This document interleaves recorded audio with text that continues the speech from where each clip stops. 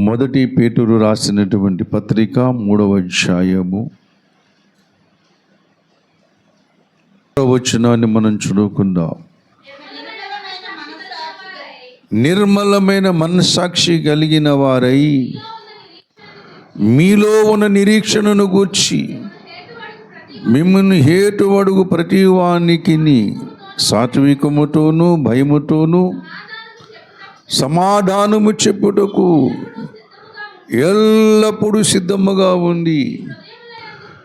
మీ హృదయముల యందు క్రీస్తును ప్రభువుగా ప్రతిష్ఠించుడి. చాలు, చిన్న మాట ప్రార్థన చేసుకుందాం. ప్రభునందు నాకు అత్యంత మిక్కిలి ప్రియమైనటువంటి దేవుని బిడ్డలారా, దేవుని సంగతులను జాగరూకులమై, జాగ్రత్త పరులమై, వివేకులమై, దేవుని యొక్క అనంతమైన కృపలో జ్ఞానము సంపాదించుకున్న వారమై, ఇహలోకములో నుండి శాశ్వతమైనటువంటి లోకములోనికి ప్రయాణస్తులమై,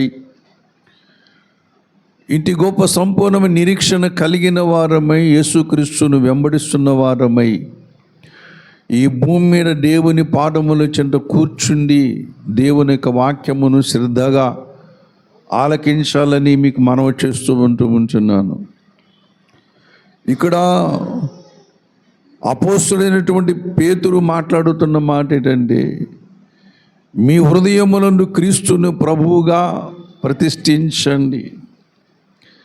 ప్రతిష్ఠ అంటే అర్థమేమిటి? ఒకప్పుడు లేనిది ఇప్పుడు అక్కడ, ఒకప్పుడు ఖాళీ స్థలం అక్కడ, కానీ అక్కడ ఒక అందమైన కట్టడము తయారైంది. ఆ అందమైన కట్టడాన్ని ప్రతిష్ఠించటం అంటే ఒకప్పుడు లేనిది ఇప్పుడు ఉన్నది. అలాగే ఒకప్పుడు మన హృదయములో లోకము ఉన్నది, లోకములో ఉన్న సమస్యము కూడా ఉన్నది. ఇప్పుడు దాన్ని కూలదోసి, దాన్ని పడగొట్టి, దాన్ని క్లీన్ చేసి పారేసి మన హృదయములో క్రీస్తు ప్రభుని ఏం చేయమన్నాడు? అక్కడ ప్రతిష్ఠించుకోమని చెబుతూ ఉంటున్నాడు. ఎందుకంటే అంతకుముందు ఒక ప్రతిష్ట జరిగింది, అంతకుముందు ఒక ప్రతిష్ట జరిగినది.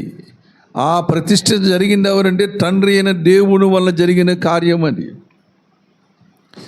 ఈ భూలోకములో ప్రభునందు నాకు అత్యంత మిక్కిలి ప్రియమైనటువంటి వాళ్ళరా, శూన్యములో, ఈ భూలోకములో శూన్యములో, మంచి లేనటువంటి లోకములో, పాపముతో నిండిన లోకములో దేవుడు తనలో నుంచి ఒక అంశాన్ని తీసుకుని వచ్చి భూమి మీద ప్రతిష్ఠ చేశాడు.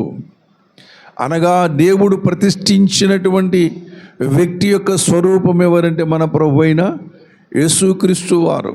ఆయనలో జీవం ఉన్నది, ఆ జీవం మనుషులకు వెలుగై ఉన్నది. ఆయనలో ఉన్న జీవాన్ని ప్రతి మానవుడు కూడా పొందుకోవాలని దేవుడు కోరుతూ ఉన్నాడు.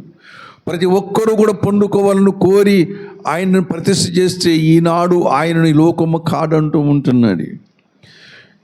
ఈనాడు ఈ లోకము యేసు ప్రభువాన్ని కాదనంటూ ఉంటున్నది. దయచేసి యోహాను సువార్త మన ప్రభు అయిన యేసుక్రీస్తు వారు చెబుతూ ఉంటున్నారు. దయచేసి చూడండి. 10వ అధ్యాయము 36వ వచనం చదువుకుందాం.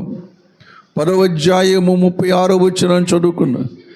తండ్రి ప్రతిష్ఠ చేసి ఈ లోకములోనికి పంపిన వానితో నీవు దేవదూషణ చేయుచున్నావని చెప్పుదురా?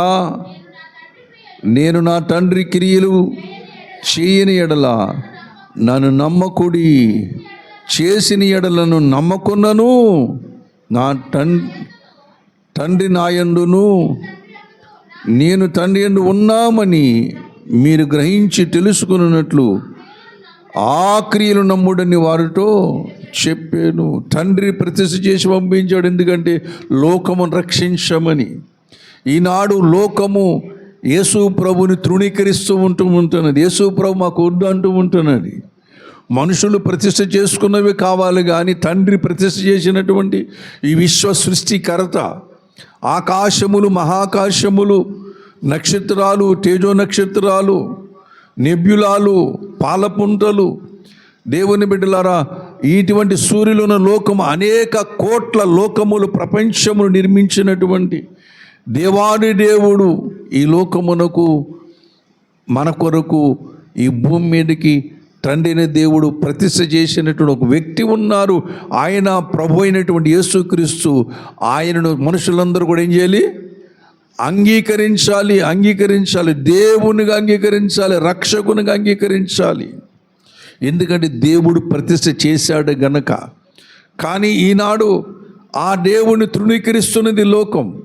ఈనాడు లోకం ఏం చేస్తుంది? ఆయన్ని తృణీకరిస్తూ ఉన్న. దేవుడు తృణీకరించలేదు లోకాన్ని. దేవుడు లోకాన్ని ప్రేమించాడు. దేవుడు లోకాన్ని ప్రేమిస్తే లోకం ఆయన ఏం చేస్తుంది? తృణీకరిస్తూ ఉంటున్నది. మాకు దైవములు చాలా ఉన్నాయి, మాకు దేవుళ్ళు చాలామంది ఉన్నారు, మాకు దేవతలు చాలామంది ఉన్నారు, లెక్కట్టడానికి కూడా మాకు సంఖ్య సరిపోదు. ఎందుకు? భారతదేశంలో ఉన్న సంఖ్య 33 కోట్ల అయితే, ప్రభు సింధు నాగరికత లోయలో ఉన్న సంఖ్య 33 కోట్ల అయితే, మరి మెసొపొతేమియా నాగరికతలో, ఐగుప్తు నాగరికతలో, మాయన్ నాగరికతలో ఇంకెంతమంది ఉన్నారు? లెక్క పెట్టుకుంటే భూమి ప్రపంచంలో ఉన్న మనుషుల జనాభా కంటే మరి అధికముగా కనబడుతూ ఉంటున్నారు. మరి అధికముగా మనుషుల జనాభా కంటే దేవతలను వారు, దేవుళ్ళు అనబడేవారు కనబడుతూ ఉంటున్నారు. ఇంతమంది కనబడినా సరే వాళ్ళలో జీవము లేదని బైబిల్ చెబుతూ ఉంటుంది. దేవుడు ప్రతిష్ఠ చేసిన వారిలో జీవము ఉన్నదని బైబిల్ చెబుతూ ఉంటున్నారు. వాళ్ళందరినీ విడిచిపెట్టి ఈనాడు క్రైస్తవ సమాజం యేసుప్రభు రక్షణను అంగీకరించిన కారణం ఏమిటంటే ఆయనలో జీవం ఉండెను, ఆ జీవం మనుషులకు వెలుగై ఉండెను గనక ఆ ప్రభువుని మీ హృదయములో ప్రతిష్ఠించుకోమని చెబుతూ ఉంటున్నాడు. దేవుని బిడ్డలారా, లోకములో మనుషులు ప్రతిష్ఠ చేసిన దాని కాదు మనం అంగీకరించవలసినది. లోకములో దేవుడు ప్రతిష్ఠ చేసిన వాడిని మనం ఏం చేయాలి? అంగీకరించాలి. మన హృదయములను ఏం చేయాలి? ప్రతిష్ఠించుకున్నట్టు. అంటే అర్థం ఏంటంటే ఇక నుంచి ఆయనే మనల్ని ఏలుబడి చేయాలి. హల్లెలూయా. ఏంటి? ప్రభునందు ప్రియమైనటువంటి వాళ్ళరా, గ్రామానికి ఒక దేవతను ప్రతిష్ఠించుకుంటూ ఉంటారు. ఆ గ్రామాన్ని ఏలుబడి ఎవరు చేయాలి? ఆవిడే ఏలుబడి చేయాలి. దేవుని బిడ్డలారా, అంటే ఆవిడ చెప్పినట్లుగా మనుషులు వినాలి. కానీ బైబిల్ చెబుతూ ఉంటున్నది దేవుడు ప్రతిష్ఠ చేసినటువంటి వాడు సామాన్యమైన వాడు కాదు. ఆయన ప్రపంచములను ఏలగలిగినటువంటి వాడు, ప్రపంచములను సృష్టించగలిగినటువంటి వాడు, విశ్వములను ఏలగలిగినటువంటి వాడు, ప్రపంచమును సృష్టించగలిగినటువంటి వాడు. ఆ మహాదేవుడు తన మహాభాగ్యమునంత విడిచిపెట్టి లోకములోనికి రిక్తుడుగా ఈ లోకములోనికి వచ్చాడు. ఆయనలో ఏమున్నది? జీవం ఉన్నది. ఆ జీవమును మనం ఏం చేయాలి? మనం ప్రతిష్ఠ చేసుకోవాలి. అంటే ఇక్కడి నుంచి నా ప్రభు నన్ను మీరు ఎవరు ఏలాలి? మనల్ని దేవుడు మనల్ని ఏలాలి. అందుకనే సమూయేలుకి విపరీతమైన కోపం వచ్చింది. సమూయేలు దగ్గరికి వెళ్ళి జనులు అంటూ ఉంటారు, సమూయేలు నువ్వు మహాప్రవక్తవి, నువ్వు గొప్ప ప్రవక్తవి, దేవుడు నీ ద్వారా ఇశ్రాయేలును దర్శిస్తూ ఉంటున్నాడు. కాబట్టి మమ్మల్ని ఏలడానికి మా మీద ఒక రాజు నియమించమని అడుగుతూ ఉంటారు. అప్పుడు సమూయేలు చాలా బాధపడతాడు, కోపం కూడా వస్తూ ఉంటుంది. మిక్కిలి కోపావేశుడే దేవుని సన్నిధిలోకి వెళ్ళి ప్రార్థన చేస్తూ ఉంటాడు. ప్రభువా, ఈ మనుషులు ఏమడుగుతున్నారు వీళ్ళకి తెలియటం లేదు. ఈ మనుషులు ఏమడుగుతున్నారు వీళ్ళకి తెలియడం లేదు. కాబట్టి ఈ మనుషులను ఏలడా నువ్వే ఏలాలి, కానీ మనుషులెవరు కూడా ఏలడానికి వీలు లేదని కోపావేశుడే కోపముతో ప్రార్థన చేస్తూ ఉంటున్నాడు దేవుని సన్నిధిలో. చేస్తూ ఉన్నప్పుడు దేవుడు అంటాడు కదా, సమూయేలు వారు చెప్పినట్టు నువ్వు చేయంటూ ఉంటాడు. వారు చెప్పినట్లే నువ్వు చేయంటూ ఉంటాడు. ఎందుకంటే కోరుకున్నారు వాళ్ళని. ఎవరిని కోరుకున్నారు? వాళ్ళు నిన్ను ద్వేషించలేదు, నువ్వు వద్దనలేదు, కానీ నన్ను వద్దనుకున్నారు. కాబట్టి నీవు వారి మీద రాజుగా నియమించుము. అయితే నేను చెప్పినట్లుగా ఆ రాజు పరిపాలన చెయ్యాలి అని సమూయేలుతో మాట్లాడుతున్నాడు. అంటే సమూయేలు ఇశ్రాయేలు ప్రజలకును దేవునికి మధ్యన ఎవరున్నారు? ప్రవక్త ఉన్నాడు, సేవకుడు ఉన్నాడు. దేవుని బిడ్డలారా, ఎందుకంటే దేవుడు ఏలుబడి చెయ్యాలనే సమూయేలు కోరిక. ప్రవక్తుల కంటే, రాజుల కంటే దేవుడు ఏలుబడి చెయ్యాలి. ఎవరు ఏలుబడి చేయాలి? దేవుడు ఏలుబడి చేయాలి. ఈ సంగతిని నేర్పడానికే పేతురు భక్తుడు ఈ మాట చెబుతున్నాడు, మీ హృదయములు క్రీస్తువును ప్రభువుగా ప్రతిష్ఠించుకోండి అని ఉంటున్నాడు. మన హృదయములో దేవుణ్ణి ప్రతిష్ఠించుకోవాలి, మనల్ని ఏలుబడి చేయాలి. ఎందుకంటే లోకములో నుండి నిన్ను ప్రత్యేకించుకున్నాడు. హల్లెలూయా. ఏ లోకమైతే నాకు యేసుప్రభు వద్దు, యేసుప్రభు మాకు వద్దు, ఆయన కులం తొక్కువాళ్ళు దేవుడు, ఆయన మతం తొక్కువాళ్ళు దేవుడు, ఆయన ఊరి చివర దేవుడని ఎవరైతే ద్వేషిస్తూ ఉంటున్నారో వారందరిలో నుంచి దేవుడు మనం ప్రత్యేకించుకొని ఆయన కుమారులుగా, ఆయన స్వకీయ సాంపాద్యముగా మనల్ని స్వీకరించాడు గనక. ఎవరు స్వీకరించాడు? సృష్టికర్త అయిన దేవుడు నిన్ను కోరుకున్నాడు గనక. అంటే వాళ్ళు కోరుకోలేదా? వాళ్ళు కోరుకున్నాడు కానీ వాళ్ళు ద్వేషించారు. ఎవరిని? దేవుని ద్వేషించారు. నీవు మా మీద పరిపాలన చేయొద్దు కానీ మమ్మల్ని పరిపాలించే వాళ్ళు చాలామంది ఉన్నారు, నీ పరిపాలన మాకు వద్దు అని ద్వేషించారు. ఆ ద్వేషించిన జనాంగములో నుంచి దేవుడు మనల్ని ప్రేమించి మనల్ని ప్రత్యేకపరుచుకున్నాడు. యోహాను సువార్త 15వ అధ్యాయం, యోహాను సువార్త 15వ అధ్యాయములు చూడండి. ప్రభునందు ప్రియమైనటువంటి వాళ్ళ దయచేసి ఆ 12వ వచనం చదువుకుందాం. మీరు లోక సంబంధులైన యెడల లోకము తన వారిని స్నేహించును, అయితే మీరు లోక సంబంధులు కారు, నేను మిమ్మల్ని లోకములో నుండి ఏర్పరుచుకొంటిని, అందుచేతని లోకము మిమ్మల్ని ద్వేషిస్తూ ఉంది. లోకములో నుండి మిమ్మల్ని ఏర్పాటు చేసుకుని, ఒక లోకమును ప్రేమించిన వాడు నేనే, లోకము కొరకు ప్రాణం పెట్టిన వాడిని కూడా నేనే.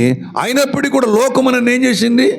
ద్వేషించింది. అయితే ద్వేషించిన ఈ లోకములో మీరు నన్ను ప్రేమించారు గనక మిమ్మల్ని ఏం చేశాను? నేను ఏర్పాటు చేసుకున్నాను గనక మీ హృదయములో నన్ను ఏం చేయమన్నాడు అక్కడ? అనగా దేవుని యొక్క వాక్యమును మన హృదయంలో ఏం చేయాలి అంటే మనల్ని ఏలుబడి చేయవలసింది ఎవరు? దేవుని వాక్యం మనల్ని ఏం చేయాలి? ఏలుబడి చేయాలి. దేవుని యొక్క వాక్యం మనల్ని ఏలుబడి చేయాలి. దేవుని వాక్యము చేత నడిపించబడాలి. మనల్ని శుద్ధి చేసేది దేవుని యొక్క వాక్యమే, దేవునితో సమాధానపరిచేది దేవుని యొక్క వాక్యమే, దేవుని ఎదుట నిలబెట్టేది కూడా దేవుని యొక్క వాక్యమే. ఆ ఉన్నతమైన యుగయుగాలు రాబోతున్నటువంటి లోకము కొరకు మనను నిలబెడుతున్నది, సిద్ధపరుస్తున్నది కూడా వాక్యమే. దేవుని బిడ్డలారా, అతి కొద్ది కాలములో ఈ ప్రజాస్వామ్యమైన దేశములో నుంచి దేవుని బిడ్డలారా దేవుని రాజ్యములోనికి మనం ఉంటున్నాం. హల్లెలూయా. ఏమొస్తుంది భూమి మీదకి? దేవుని రాజ్యం వస్తూ ఉంటున్నది. అది 5 సంవత్సరాలు, 10 సంవత్సరాలు, 100 సంవత్సరాలు, 1000 సంవత్సరాలు, లేకపోతే కలియుగములో ఉన్నటువంటి సంవత్సరాలు, కోట్ల సంవత్సరాలు కాదండి.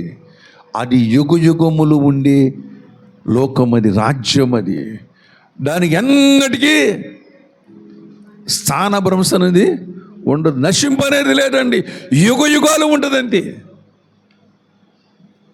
నీకు చేతనైతే లెక్క పెట్టుకోండి, కోట్లు, బిలియన్ లెక్క పెట్టుకోండి. అన్ని సంవత్సరాల్లో కూడా ప్రభువు ఉన్నంత కాలము, దేవుడు అనే ఒక ఆయన ఉన్నంత కాలము కూడా ఆ యుగములనేవి అలాగే ఉంటాయి. ఆ యుగములో కూడా నీవు లోకములో నుంచి ఏర్పాటు చేసుకున్న ప్రతి ఒక్కరూ కూడా, అనగా యేసు ప్రభు నా రక్షకుడు, నా పాపములేమిటో కలువరి శిలువలో మరణించాడు, నా పాపములేమిటమైన రుణము చెల్లించాడు, ఆ ప్రభువును నమ్మి త్రిత్వదేవుని ఏకనామములు బాప్తిసం పొందినటువంటి వారు మాత్రమే యుగయుగములు కూడా ఆ రాజ్యములో ఉంటూ ఉంటారు.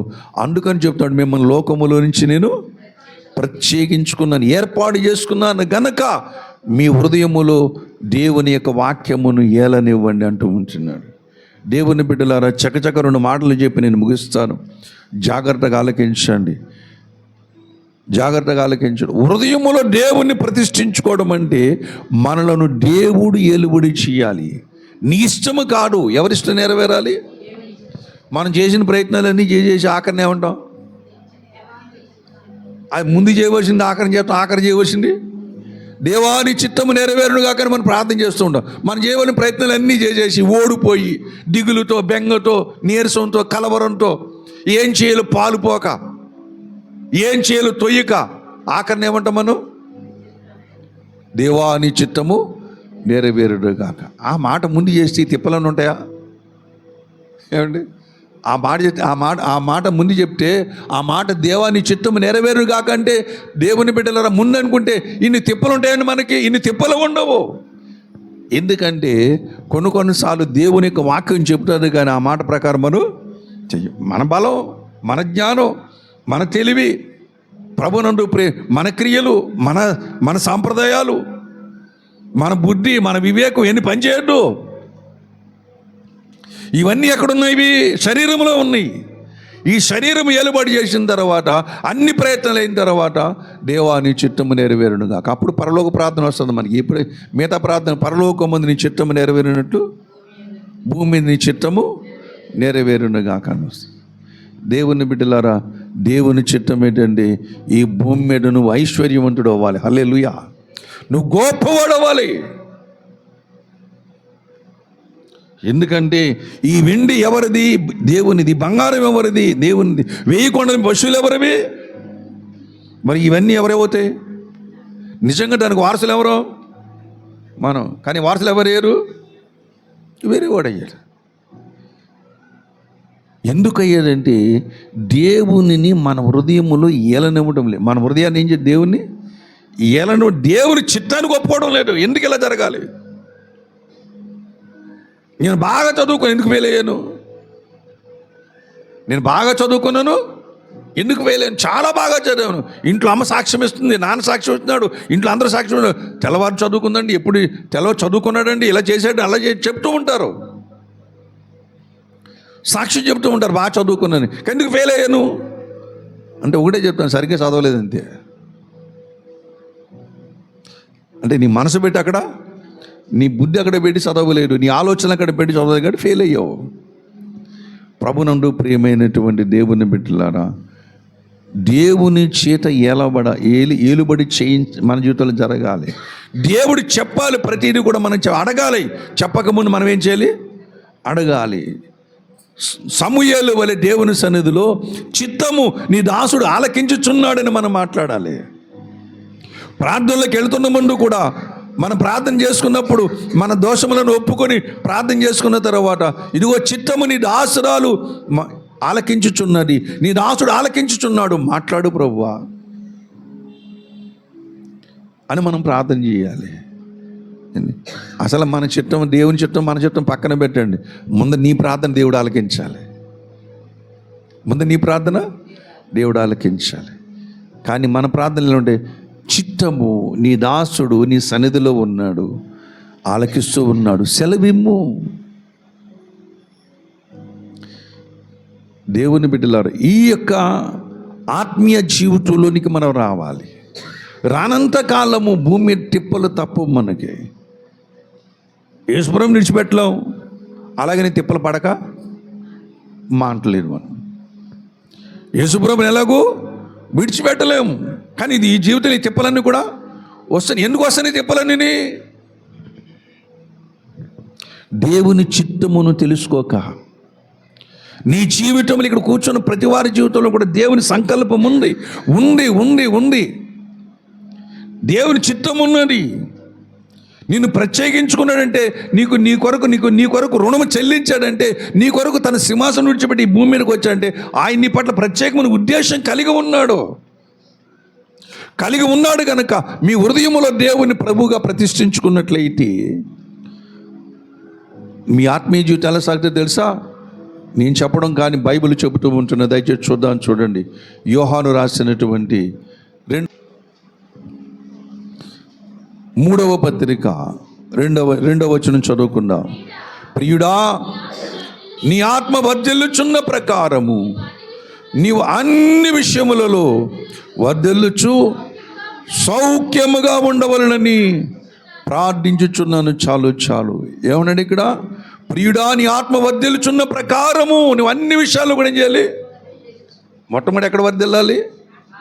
ఆత్మీయ జీవితంలో వర్ధిల్లాలి, అనగా దేవుని చిత్తము నెరవేర్చుటలో వర్ధిల్లాలి. నువ్వు చెప్పగలిగి ఉండాలి.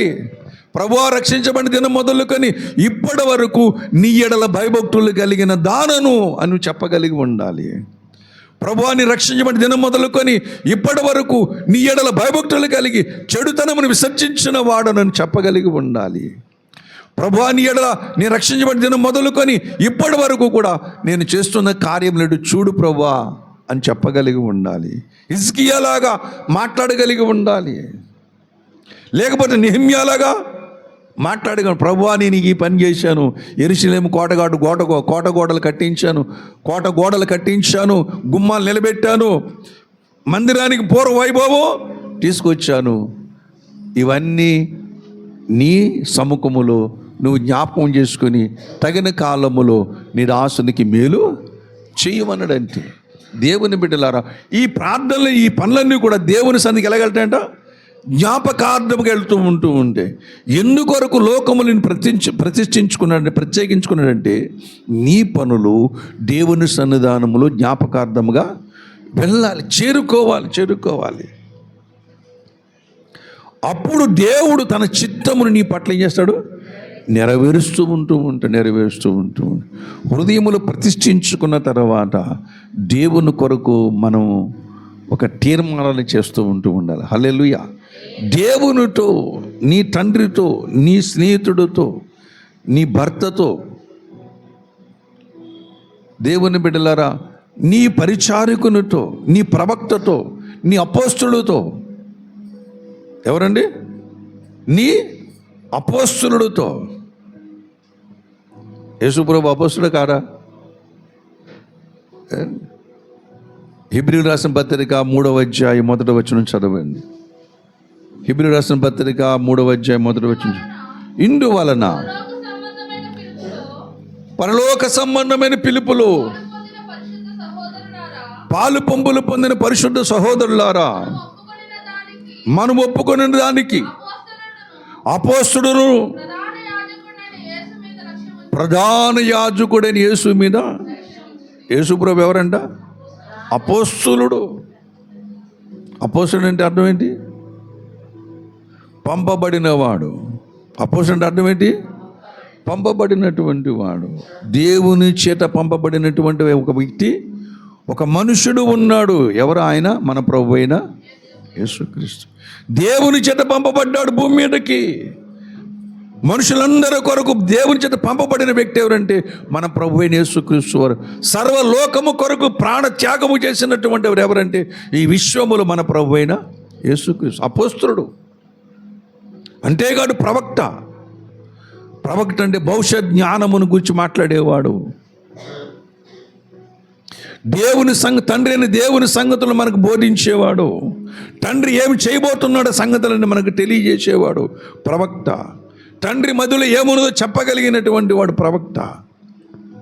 భూమి మీదకి చక్కటి సువార్తను అందజేసేవాడు ఎవరంటే ప్రవక్త. ఏమండి? ఆయన మీద ఏం చేయంట?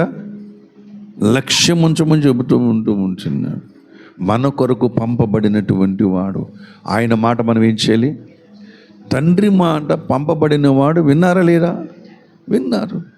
అలాగే మనము కూడా పంపబడిన వాని మాట మనం వినక్కర్లేదా? వినాలి. అందుకనే పంపబడిన ఆయన అంటూ ఉంటారు, నా తండ్రి మాట విని నా యందు విశ్వాసం ఉంచువాడు నిత్య జీవము గలవాడు. నా తండ్రి మాట విని నా యందు విశ్వాసం. ఎవరి మాట వినాలి? తండ్రి మాట విన్నాడు. ఎవరేంది విశ్వాసం ఉంచాలి? కుమారుని ఏంటి ఏం చేయాలి? విశ్వాసము. వాడు ఎటువంటి వాడటంట? నిత్య జీవము గలవాడు. ఈ జీవం ఎవరిలో ఉంది? లోకములో ప్రతిష్ఠ చేసినటువంటి యేసులో ఉన్నది. ఆ జీవం ఎవరిలోకి వచ్చింది? ఇప్పుడు ఎలాగొచ్చింది? తండ్రి మాట విన్నాము కనుక. కుమారుడు చెప్పినటువంటి తండ్రి గురించిన సంగతులు కుమారుడు చెప్పాడు కాబట్టి ఆ తండ్రి మాటలు విన్నాము కనుక ఆ కుమారుడు ద్వారా మనకేమొచ్చింది? రక్షణ దొరికింది, జీవము దొరికింది. ఏం దొరికింది? జీవము దొరికింది. జీవము దొరికింది. వాని మాటలు అని అంటే మన హృదయములో ప్రతిష్ఠించుకున్నట్లయితే నీకు జ్ఞానోపదేశం చేస్తూ ఉంటుంది. ఆ నీలో ఉండి ఏది చెయ్యాలో ఏది చేయకూడదు, ఎలా మాట్లాడాలో ఎలా మాట్లాడకూడదో, ఎలా ప్రేమ చూపాలో ఎలా ప్రేమ చూపకూడదో లోపల ఉండి ఏం చేస్తాడు మనకి తెలియజేస్తూ ఉంటాడు. శత్రువుని ఎలా ఎదుర్కోవాలో తెలియజేస్తాడు. కష్టాన్ని ఎలా ఎదుర్కోవాలో, సమస్యను ఎలా ఛేదించాలో, ఈ భూమి మీద కార్యములు ఎలా తలపెట్టాలో, ఆ కార్యములు ఎలా ముగించాలో కూడా నీలో ఉన్నవాడు తెలియజేస్తూ ఉంటాడు. అందుకే చెప్తాడు, మొదటి యోహాను రాసిన పత్రికలో చెప్తూ ఉంటాడు 3:16 అనుకుంటా, మీలో ఉన్నవాడు లోకములో ఉన్నవాని కంటే గొప్పవాడు. హల్లెలూయా. నీలో ఉన్నవాడు లోకములో ఉన్నవాని కంటే గొప్పవాడు. గొప్పవాడు ఎక్కడున్నాడు? ఇప్పుడు నీలో ఉన్నాడు. లోకములో పరిచయ చేసినటువంటి వాడు పేతురు అన్నాడు కదా, మీ హృదయంలో కూడా పరిచయం చేసుకోండి. పౌలు ఆ పని చేశాడండి. పౌలు ఆ పని చేశాడు. దయచేసి చూద్దాం, చూడండి. ఫిలిప్పీ రాసిన పత్రిక 1వ అధ్యాయం 20వ వచనం చదువుకుందాం. చూడండి, పౌలు ఆ పని చేశాడు కాబట్టి దేవుని కొరకు నా మట్టుకైతే బ్రతుకుట క్రీస్తే. మహాజ్ఞాని ఎవరు? అపోస్తలుడైన పౌలు. దేవుని బిడ్డల అన్ని నాగరికతలు కూడా అవపోసం పట్టినటువంటి వాడు. సకల శాస్త్రములను కూడా అవపోసనం పట్టినటువంటి వాడు. ఒక విధంగా చెప్తే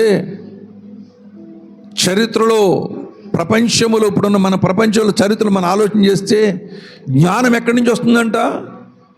నార్త్ నుంచి వస్తూ ఉంటున్నది. జ్ఞానం ఎక్కడి నుంచి వస్తుంది? నార్త్ నుంచి వస్తూ ఉన్నది. భక్తి ఎక్కడి నుంచి వస్తుందంట?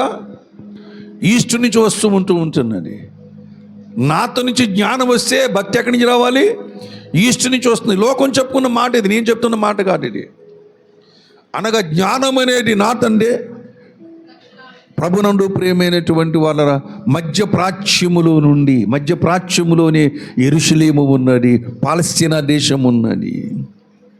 మధ్యప్రాచ్యములోంచి జ్ఞానోదయం కలుగుతున్నప్పుడు ఆ జ్ఞానోదయాన్ని బట్టి మరి తూర్పు ప్రాంతంలో ఉన్న వారికి ఏమొస్తుందట? భక్తి. భక్తి అంటే దేవుణ్ణి సంపాదించుకొనుట. హల్లెలూయా. సృష్టికర్తను తన సొంత భర్తగా సంపాదించుకొనుట. హల్లెలూయా. ప్రభునందు నాకు అత్యంత మిక్కిలి ప్రియమైనటువంటి వాళ్ళరా, అంతటి మహాజ్ఞానము కలిగిన వాడు అపోస్తలుడైన పౌలు తీర్మానం చేసేసాడు. ఎప్పుడైతే దేవుని దర్శనము కలిగినదో పౌలుకి, అన్ని శాస్త్రాలు కూడా ఏ దేవుని గురించి అయితే మాట్లాడాయో అన్ని అవపోసను బట్టి తెలుసుకొని పౌలుకి దమస్కు మార్గం వస్తున్నప్పుడు దేవుడు ప్రత్యక్షమయ్యాడు. ఎవరికి? పౌలుకి ప్రత్యక్షమయ్యాడు. వెంటనే తీర్మానం చేశాడు, బ్రతుకుట ఎవరి కొరకు బ్రతకాలి? అరే, ఇంత గొప్ప దేవుడు దొరికాడు, జీవము గల దేవుడు దొరికాడు, యుగ యుగాలు ప్రభువుతో నన్ను నడిపించే దేవుడు నాకు దొరికాడు, నన్ను బ్రతికించే దేవుడు నాకు దొరికాడు, ఈ మరణములోంచి జీవములోనికి దాటించగలిగిన దేవుడు నాకు దొరికాడు. కాబట్టి ఇంక చావైనా రేవైనా ఎవరితోటే? దేవుని కొరకే బ్రతుకుతానన్నాడు. అందుకనే సువార్త వ్యాపంలో సాగిపోయాడు. ఎన్నో దెబ్బలు తిన్నాడు, ఎన్నో జైళ్ళు, ఎంతో వ్యతిరేకత, యూదుల వల్ల దెబ్బలు, జాగరణాలు, ఉపవాసం ఇన్ని అనుభవించాడు. ఎందుకంటే దేవుని బిడ్డలారా, తాను నమ్మి హృదయములు ప్రతిష్ఠించుకున్నటువంటి దేవుని కొరకు ఈ భూమి మీద బ్రతికాడు. మనమేమో దేవుని కొరకు, దేవుని నమ్ముకుని మన కొరకు మనం బతుకుతున్నాం. ఇదంతా దౌర్భాగ్యం. చూడండి, మన కొరకు మనం బ్రతుకుతున్నాం. మన కొరకు మనం బ్రతకడం కంటే దేవుని కొరకు బ్రతికినప్పుడు ఈ లోకములు సమస్తమును కూడా ఎందుకు మనకు ఇయ్యడు? ఈ పౌరుషం రావాలి. బారపడిపోయి కుమిలిపోవడం, అని తెలియ కోడిపెట్ల కుమిలిపోవడం కాదు. దేవుడు నాకు ఎందుకు ఇవ్వడు? దేవుడు నాకు ఎందుకు ఈ సమస్య ఎందుకు నన్ను లేవనెత్తడు అని పౌరుషం రావాలి. దేవుని శక్తి మీదకి నీ మనసు వెళ్ళాలి, నీ ఆలోచన వెళ్ళాలి. అదే అంటూ ఉంటాడు రోమాపత్రికలో. దయచేసి చూడండి. అపోస్తలుడైన పౌలు రోమాపత్రిక 8వ అధ్యాయం అనుకుంటా, దయచేసి చూడండి.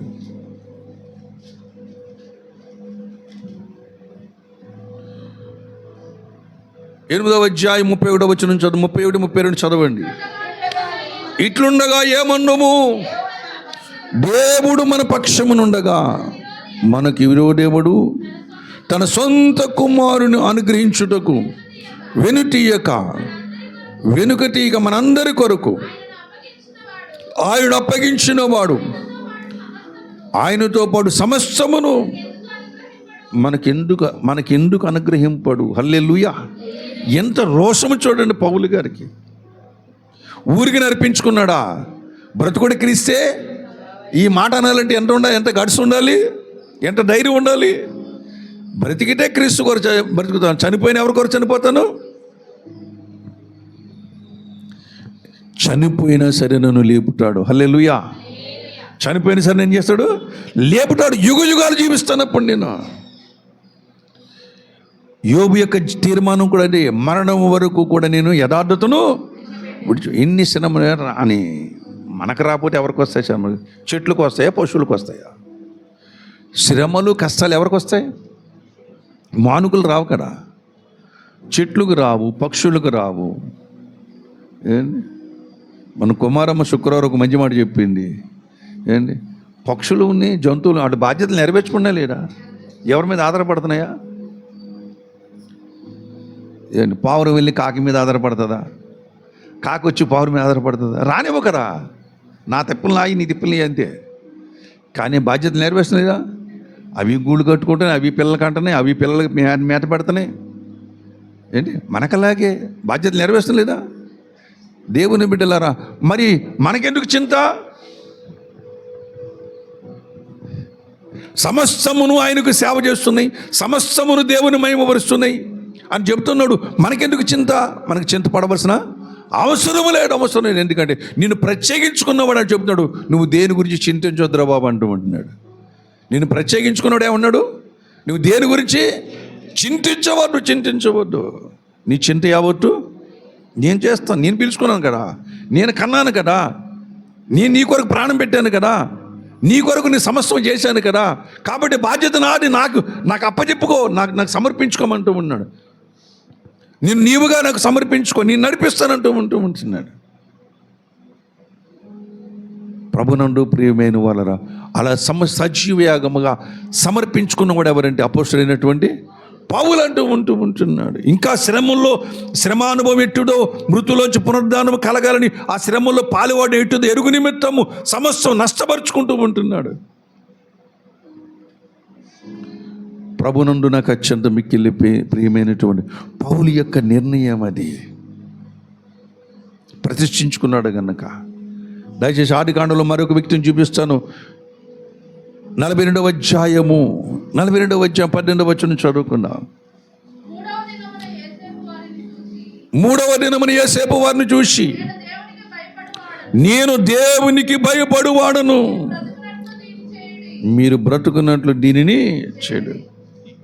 యోసేపు నిర్ణయం చేసుకున్నాడు ఏంటంటే, దేవుని దర్శనం వచ్చిన తర్వాత, యోసేపు నేను రాజుని చేస్తానని దర్శనం వచ్చిన తర్వాత తన జీవితంలో ఎన్ని కష్టాలు ఎదుర్కొన్నాడు, ఎన్ని బాధలు ఎదుర్కొన్నాడు, ఎంత హేళన ఎదుర్కొన్నాడు, ఎంత తిరస్కారం ఎదుర్కొన్నాడు. జైలు జీవితం గడిపాడు, దాసత్వం గడిపాడు. ఇన్ని గడిపినా సరే దేవుని ఎడల భయభక్తులు కలిగిన వాడని బైబిల్ గ్రంథం చెబుతూ ఉంటాను. ఏం దేవుడు ఇలా చేసేవేది? దర్శనమిచ్చో అన్నయ్యలు కొట్టారు, దర్శనమిచ్చో అమ్మేశారు, దర్శనమిచ్చో ఈ యొక్క దాసత్వం ఏంటి నాయన? దర్శనమిచ్చో చెయ్యని తప్పు నేరం నా మీద పడిపోయింది, నువ్వని ఇక్కడ అడ్డుకోవాలి కదా. ఇదిగో జైలు జీవితం గడుపుతూ ఉంటాను. ఆ జైలు కూడా యోసేపు దీవించాడు కానీ శపించి, చిచ్చి దరిద్రుడి స్థలం అనలేదు ఆయన. చిచ్చి ఇది వ్యర్థమైన స్థలం అనలేదు. ఈ ఇంటిలో నుండి నన్ను విడిపించమని ఒక వ్యక్తికి చెప్పుకున్నాడు. నీకు మేలు కలిగినప్పుడు, పానదాయకుల అధిపతికి నీకు మేలు కలిగినప్పుడు ఈ ఇంటిలోంచి నన్ను విడిపించమని చెప్పేసి అన్నాడు.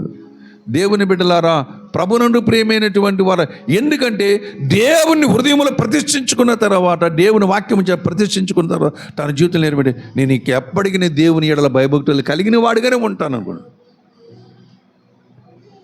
కక్ష తీర్చుకోదాం అనుకోవాలా, అన్నయ్యలు దొరికాలి శిక్షిద్దాం అనుకోవాలా, సమయం వచ్చింది కాబట్టి నా ప్రతాపం చూపిద్దాం అనుకోవాలా. అదే మనం ఎవరన్నా మాట అన్నారు అనుకోండి, సమయం వచ్చింది అనుకోండి, మాటకు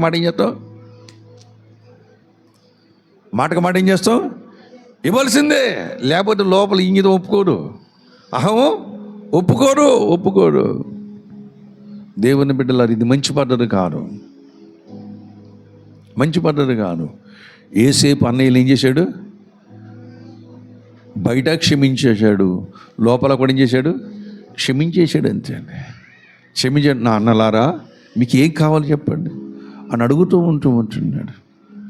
దేవుని ప్రేమ, దేవుని బిడ్డలారా, ఇతరులను దేవుని సంఘములోనికి ఆకర్షించేదిగా ఉండాలి. మనలో దేవుని ప్రేమ ఉంటే ఇతరులను ఆకర్షిస్తాం.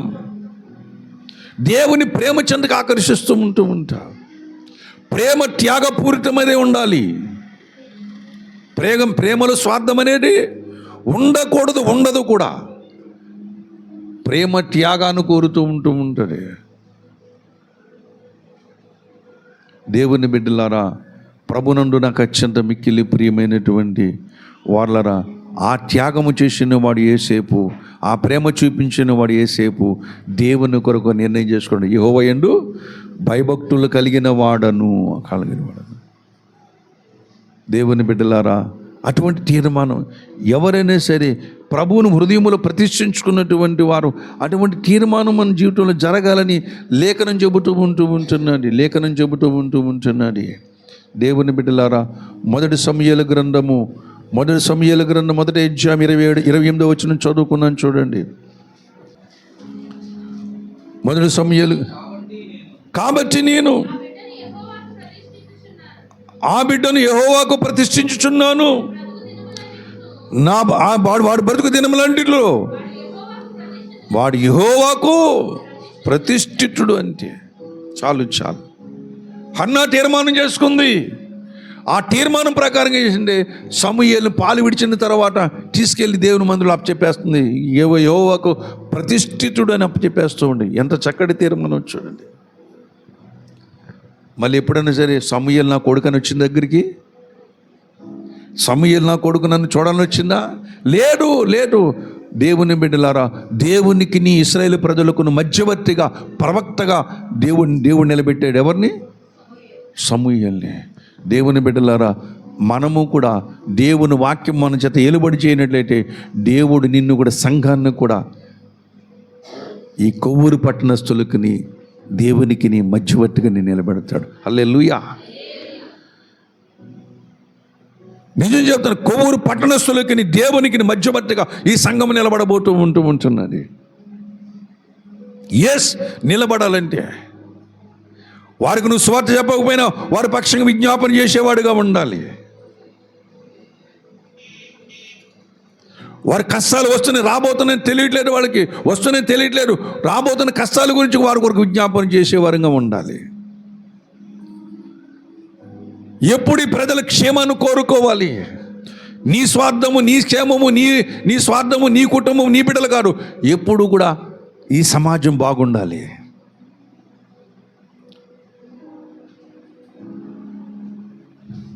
దేవుని బిడ్డలారా, ఆ బాధ్యత ఎవరు స్వీకరించారు? సమూయేలు స్వీకరించాడు.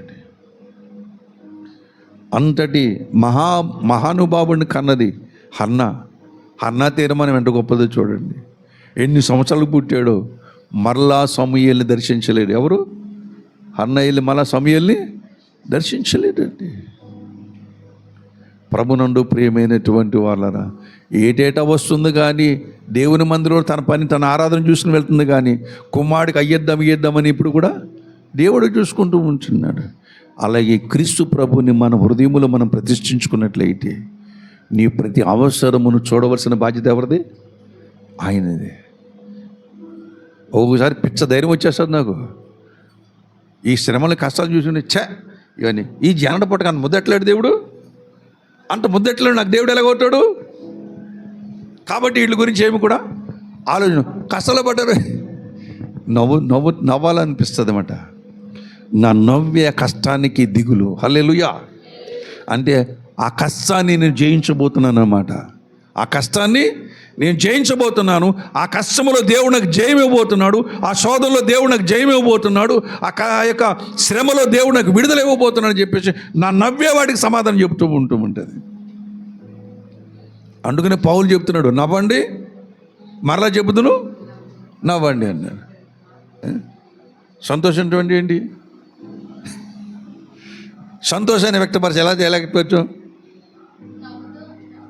అదే దేవుని బిడ్డలారా, ముఖంలో నవ్వు ఉందంటే మన పళ్ళు కనపడుతున్నాయి ఏంటి అంటే లోపల ఏముందన్నమాట? ఏదో శుభకార్యం జరిగిందన్నమాట. కళ్ళంట నీళ్ళు వస్తుందంటే అర్థం ఏంటి? ఏదో బాధ వాళ్ళకి ఉందన్నమాట. ప్రభునందు ప్రియమైనటువంటి వాళ్ళరా, వారు పాటలు పాడుతారంటే ఏముందన్నమాట? వారు ఆనందగానంతో ఉన్నారు. మన వాళ్ళు ఎవరు పాటలు పాడతారా? అలా పాటల టైంకి రాము కదా. మనం పాటలు అయిపోయిన తర్వాత, వాక్యం అయిపోయిన తర్వాత అప్పుడు మనం కనీసం దేవుని సన్నిధిలో పాట పాడుకుందామని మనకు మనసు ఉండదు. నిజంగా నీ హృదయంలో దేవుని యొక్క వాక్యం ప్రతిష్ఠించబడినట్లయితే ఖచ్చితంగా నువ్వు పాటలు పాడడానికి వస్తావు. ఇది గుర్తుపెట్టుకోండి, బండ గుర్తు ఇది. ఎందుకంటే మన ప్రభు సంగీత ప్రియుడు. హల్లెలూయా. మన ప్రభు దేనికి ప్రియుడు? సంగీత ప్రియుడు. ఆయన సంగీతం అంటే చాలా ఇష్టం. సంగీతం అంటే ఆయనకి చాలా ఇష్టం అండి. కొంతమంది సంఘాలు, వాళ్ళ పేరు చెప్పను, మీకు ఐడెంటిఫై అయిపోతాయి. సంఘములు వాయిద్యములు వాయించకూడదు. మరి పరలోకంలో వాయిద్యాలు ఉన్నాయి. సంగీతం మరి దావీదు పడుతంత సితారా అంటాడు, సితారా మేలుకోమంటూ ఉంటాడు, తబలా మేలుకోమంటూ ఉంటాడు. ఏమండి, ప్రభునందు దావీదు ఆసాపు నియమించాడు, ఇంకా బోని వాయిద్యాలు నియమించాడు, తాళాలు నియమించాడు, తాళాలు మేళాలు నియమించాడు, సితారా నియమించాడు, గిలకటప్పుడు నియమించాడు. దేవుని బిడ్డలారా, మిరియాము కూడా గిలకటప్పుడు పట్టుకుని వాయిద్యాలు పట్టుకుని దేవుని గానం చేసింది కదా. దేవుని బిడ్డలారా, పరలోకముల దూతలు 2 రెక్కలగా ఈ పొంగని జూమ్మని నాదం వస్తూ ఉంటున్నది. ఆ రెక్కలు వాయిస్తూ ఉన్నప్పుడు ఆ సంగీత ధ్వని, ఆ సితారా ధ్వని, ఆ ఫ్లూట్ ధ్వని, ఏమండి, ప్రభునందు ఆ తబలా ధ్వని, ఆ ప్యాడ్స్ ధ్వని, ఇవన్నీ ధ్వనులన్నీ కూడా ఆ దూతల రెక్కలతో వీణలు వాయిస్తూ ఉన్నప్పుడు, వీణలు పట్టుకుని దూతలందరూ వాయిస్తూ ఉన్నప్పుడు, ఆ వీణల మధ్య, సంగీతాల మధ్య మన ప్రభు అయినటువంటి దేవుడు ఎంత ఆహ్లాదకరమైన వాతావరణంలో ఉన్నాడండి. హల్లెలూయా. ఏమండి, ఆనందమునకు సంతోషానికి ప్రతీక మన ప్రభు అయిన యేసుక్రీస్తు. అందుకని ఆనందించండి. మరలా చెబుతును, ఆనందించండి. ఎలాగ ఆనందించాలి? వచ్చి మౌనం వచ్చి నవ్వుకోవడం కాదు. పడుతంతలు సితారాతో చప్పట్లు కొడుతూ,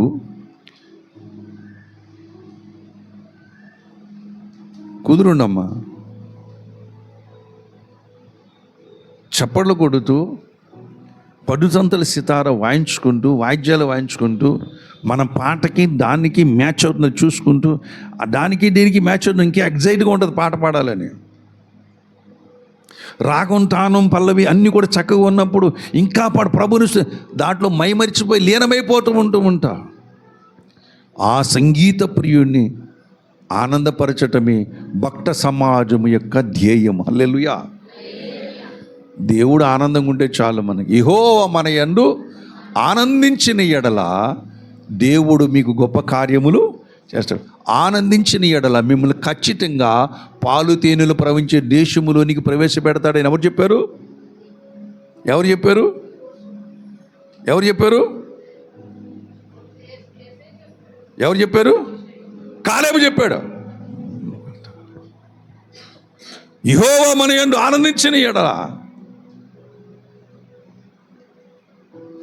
పాలు తేనె దేశంలో మనల్ని ప్రవేశపెడ కాలేబు చెప్పాడండి. ప్రభునందు ప్రియమైనటువంటి వాళ్ళరా, కనుక ఆయన్ని మన హృదయమున ప్రభువుకు ప్రతిష్ఠించుకుంటే నిజంగా మనంత అదృష్టవంతులు ఎవరు కూడా ఉండరండి. ఈ ఆనందాన్ని పోగొట్టుకోవద్దు, ఈ మహిమైశ్వర్యాన్ని పోగొట్టుకోవద్దు. దీన్ని ఏం చేయాలి? గట్టిగా పట్టుకోవాలి. దీన్ని ఏం చేయాలి? హృదయములో ప్రతిష్ఠించుకోవాలి. నీ హృదయములో దేవుని వాక్యం ఉంటే, దేవుని భయభక్తులకి వాక్యం ఉంటే చెడుతనం నీ దగ్గర రాదు. ఓడిపోయాను. కొంతమంది చాతగాని దద్దమ్మలు ప్రియంగానే మాట్లాడతాను, చేతగానే అర్థం ఇది నేను మానలేకపోతున్నానండి అనుకుంటూ ఉండే. ఎందుకు మానలే? దేవుడు తలంచుకుంటే చిటికలో మానేస్తూ ఉంటూ ఉండే. ఎందుకు అంత సాధ్యమైందా? అది అసాధ్యమైందా? అది ఎత్తలేని బరువు. అది మానాలని తీర్మానం చేసుకోవాలంటే ఏం చేసుకోవాలి? నువ్వు మానాలని తీర్మానం చేసుకోవాలి. తీర్మానం చేసుకుని దాన్ని మర్చిపోవాలంటే.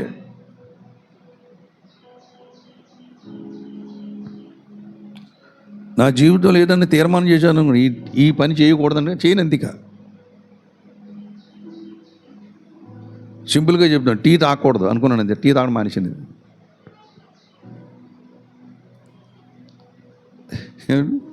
ప్రభునందు ప్రియమైనటువంటి వాళ్ళరా, నేను అనుకున్నాను సిగరెట్ తాగకూడదని మానేశాను అంతే. దాని కొరకు కౌన్సిలింగ్కి వెళ్ళలేదు నేను, దాని కొరకు ఏదైతే నవ్వలేదు నేను, దానికి బదులు ఇంకోటి తీసుకోలేదు నేను. దేవుని యొక్క వాక్యం మనలో ఉన్నట్లయితే అటువంటి తీర్మానానికి వస్తుంది. ఇక నుంచి మంచివాడిగా ఉండాలని తీర్మానం చేసుకున్నా మంచివాడిగానే ఉంటాం. మనం వేస్తే వాక్యం ఆ సమయంలోనే అధికమైన కోరికలు వస్తే దాని మీద చిచ్చి అవతలకి వెళ్ళు. కక్కి పాడేశాను, మళ్ళీ కక్కిందని ఎలా తీసుకుంటాను? నేను కుక్కను కాదు కదా.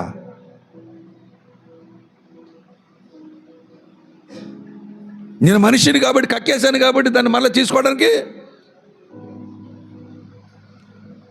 దేవుని మీద ఆధారపడితే, దేవుని వాక్యం మీద ఆధారపడితే, దేవా ఇది నాలోంచి తీసి పారాయి, దీనివల్ల నాకు చెడ్డ పేరు వస్తుంది, నలుగురు మంచిగా అసహించుకుంటున్నారు, నలుగురు తిట్టుకుంటున్నారు, నన్ను నలుగురు ద్వేషిస్తున్నారు, సమాజంలో మంచి విలువలు లేవు నాకు అని చెప్పేసి నువ్వు దాన్ని అసహించుకున్నట్లయితే నీలో ఉన్న వాక్యము అది నీకు దరిదాపు లేకుండా చేస్తుంది. దేవుని బిడ్డలారా, నీటైన వాక్యము నీలో అంకురముగా మొదలెట్టుంటుంది. నెమ్మదిగా అది చెట్టుగా చక్కటి ఫలాలు వస్తూ ఉంటే మధురమైన ఫలాలు, మధురమైన లక్షణాలు ఆ మనిషి జీవితంలో ఒకప్పుడు నిష్ప్రయోజకుడిని, ఇప్పుడు దేవునికి ప్రయోజకుడు ఉంటావు. హల్లెలూయా. దేవునికే కాదు నీకు ప్రయోజకుడు, నీ ప్రయోజకుడు అవుతావు, నీ కుటుంబానికి ప్రయోజకుడు అవుతావు, నీ యొక్క సమాజానికి కూడా ప్రయోజకుడు అవుతావు. అది యేసులో ఉన్న మహత్యము. దేవుని వాక్యంలో ఉన్న మహత్యం ఏంటంటే మనల్ని ఉన్నట్టుగా చేయడు, మనం ఉన్నవాడిని మనలో ఉన్నవాడిని లేనివాటిగా చేసి లేని వాటిని ఉన్నవాటిగా పిలిచేది దేవుని యొక్క వాక్యం. ప్రభునందు నాకు అత్యంత ప్రియమైనటువంటి వాళ్ళరా, కాబట్టి ఆ వాక్యమును హృదయంలో ఏం చేద్దాం? ప్రతిష్ఠించుకో. నువ్వు బాగుపడతావు, నీ జీవితం బాగుపడింది. అంతేకాదు నిన్ను యుగాలు కూడా ప్రభువుతో ఆయనకి స్థానం ఇస్తున్నాడు. అక్కడ 1 సంవత్సరం 2 సంవత్సరాలు 100 సంవత్సరాలు బతకడం కాదు, అక్కడ ఎన్ని సంవత్సరాలు బతకడం లెక్కపెట్టి ముందే చెప్పాను. కోట్ల కోట్ల కోట్ల కోట్ల మీకు దమ్ము ధైర్యం ఉంటే లెక్క పెట్టుకోండి. లెక్క అంతా కూడా మనకు తెలియదు అది. ఎందుకంటే దేవుడు నిత్యుడు కనుక యేసు ప్రభు నమ్మినవాడు కూడా నిత్యుడే. ఆయన మహిమ గలవాడు కనుక నీవు కూడా మహిమ గలదానివే, మహిమ గలవాడివే. అందుకని జీవము గల దేవుని సంఘం అన్నాడు, మహిమ గల సంఘం అన్నాడు. మహిమ గలటువంటి సంఘం అంటే ప్రభునందు ప్రేమ మనందరి సముదాయం. అంటే ఆ సముదాయంలో నేను ఉన్నాను.